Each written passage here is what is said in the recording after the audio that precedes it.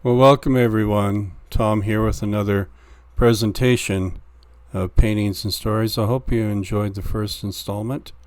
It was entitled The Blue Door. If you haven't seen it, I invite you to go back and take a look and have a listen. So, yes, I'm going to do another painting here for you. And this is from the Onaqui Horse Range. This is going to be a painting of Red Pine Mountain. And red pine is found right along the old historic Pony Express Trail. And I hope you enjoy it. So the Pony Express was all too brief, perhaps in the hearts and minds of some. It only lasted 18 months. And it was the fastest way at the time that anyone knew of to get any communication across the United States, especially to California, with any degree of efficiency. Otherwise, you had to go clear down around the southern tip of South America in order to deliver anything to San Francisco. So the only problem with this enterprise, though, as soon as they started the business, the Pony Express, as a delivery business, its demise had been approved and was starting to be constructed, and that was the transcontinental telegraph. Now, I remember a movie starring John Wayne depicting a rider riding on out across the west, right past the spot where some men were starting to build the transcontinental telegraph. That was an interesting tell. So, but at its end, as a delivery business, most of the ponies were simply released into the wild, and the riders, of course, had to find other work. The Pony Express ran 1,800 miles. Some people say closer to 1,900, from St. Joseph, Missouri to Sacramento, California. And it was the proud enterprise of a company called Central Overland California and Pikes Peak Express Company. That's a mouthful. They employed 80 riders. They used 400 horses, and they had several hundred support personnel, and they established a total of 184 stations along the route, one of which still stands at Simpson Springs, not far from where I started this painting. A couple of notable names, one of which is Robert Haslam, became known as Pony Bob. He is probably the most famous rider of the enterprise. He made the longest run of any rider through country that was seeing unrest between the local settlers and the native people at the time, and more about that story in a minute. And then there was also Major Howard Egan. At some point in his life, he was converted to the Mormon Church. He came across the plains with the first Mormon settlers of 1847, and he was appointed superintendent of the division of this company from Salt Lake City into Nevada to Roberts Creek, which is in modern-day Nevada. Major Egan also filled in for some of the other riders when they couldn't do it. So he's a man about town, got things done. So as I'm reading from the list here, here are some of the more notable names of riders on the list. There's a guy they simply called Banks. Another one by the name of Lafayette Bullwinkle. What a name. There's Deadwood Dick. Also, Sawed Off Jim. Boy, I'd like to hear his story. Erasmus or Raz. And then this is kind of the most flamboyant one. Jack the Joyous Jockey of the Pony Express.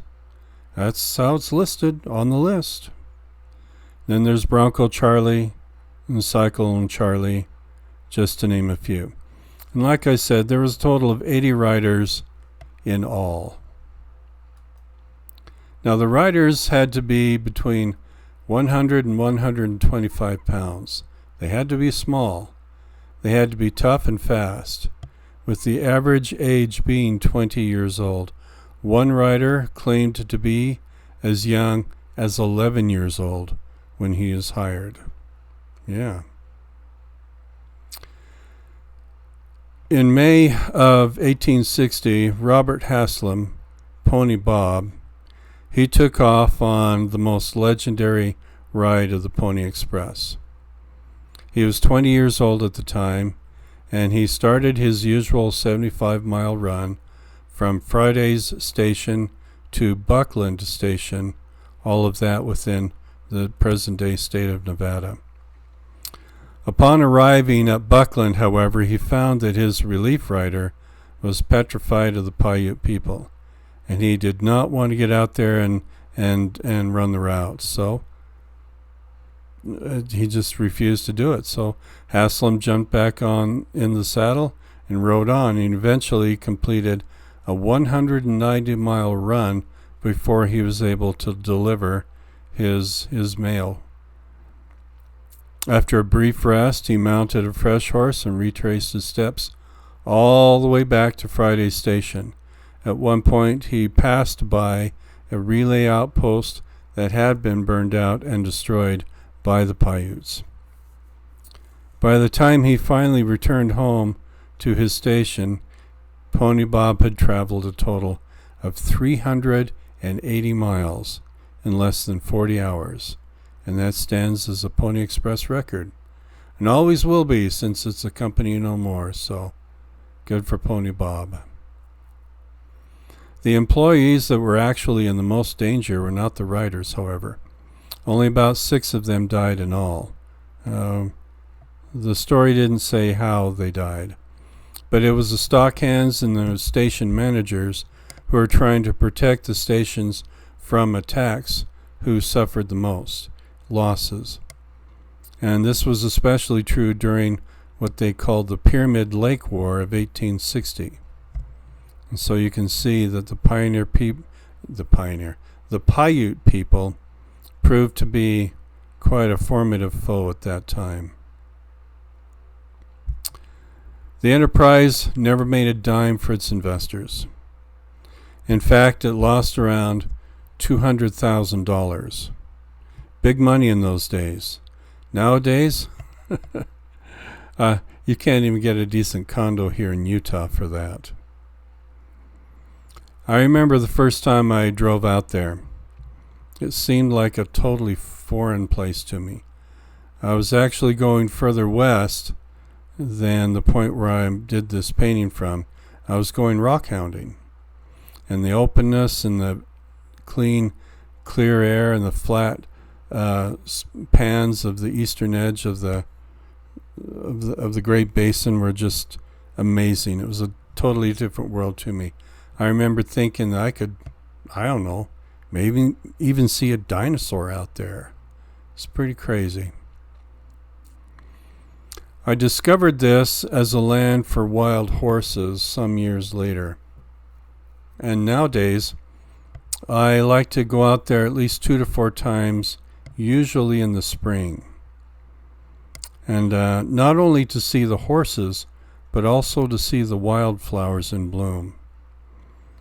The most exciting of which is the desert cliff rose. Now, if you don't see the blossoms blooming, you can totally miss a desert cliff rose. It just doesn't look like much. It's a scrubby brush. It grows taller than a sagebrush, not quite as big as a juniper. But still, its time to shine is in the spring when the flowers bloom. And its scent, I'd put it up against any aroma. It is one fantastic smelling flower. So Red Pine Mountain is the northernmost peak of the Sheeprock Mountains. And it is actually on the eastern edge of the Onaqui Horse Range. The valley that spans to the west of it is the range that the horses share with wintering herds of cows and sheep. And the BLM has developed a few wells and springs, but more than once I've also seen wildlife take advantage of the sources of water out there. A few years ago, the Bureau of Land Management rounded up the horses and conducted a major cull of the herd. I think there may have been as many as 400 horses in the herd at that time, and it was just too much for the range. And they didn't kill a single animal. They're not supposed to. But they did need to do something with the growing size of the herd. And since then, I've seen herds of roans and bays and paints and duns in the pastures and fields as I travel northbound along Interstate 15 towards the Bear River Valley where my mother lives. And I've seen those horses there, and I don't know, but I can't help but wonder if maybe the BLM contracted with some farmers and ranchers to take these horses in and give them a place to live until they die off naturally. But I'm only guessing at that.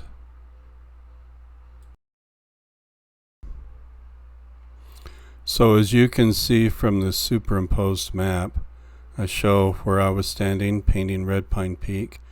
The yellow line is the Pony Express Trail itself, and then where the Pony Express station exists out there to the west. Beautiful country out there. And here we have an example of what the blossoms of the desert cliff rose look like. Like I said, spring is a great time of year to be out there to see all kinds of wildflowers.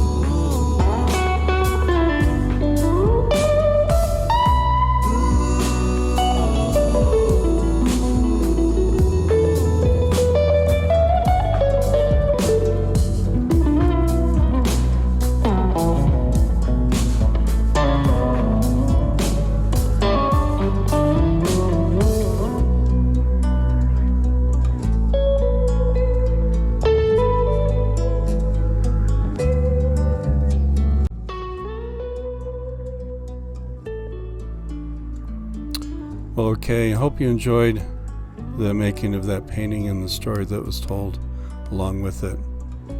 Here we have the painting done by my friend John Hughes. Great painter, great friend, and you should check out his work sometime. He's a very good artist. And then, of course, here's my offering, my final offering, and it's been a pleasure making this painting. It's been a pleasure putting this video together for you.